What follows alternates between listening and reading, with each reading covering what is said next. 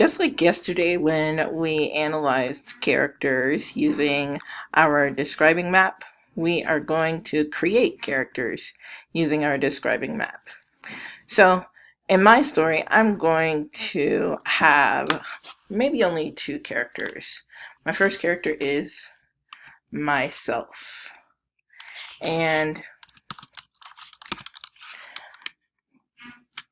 I'm going to be writing about myself in the past. And in the past, I would say I was nerdy, kind of awkward, and weird. Totally different from how I am today.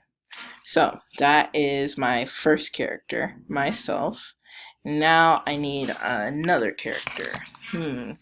This is my story. I think I'm going to tell the story about someone named Jessica Harvey.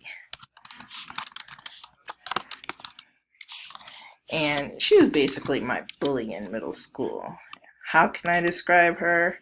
Well, she smelled like bacon, egg, and cheese sandwiches. She was mean, and she was aggressive. Go ahead and create the character map for your story.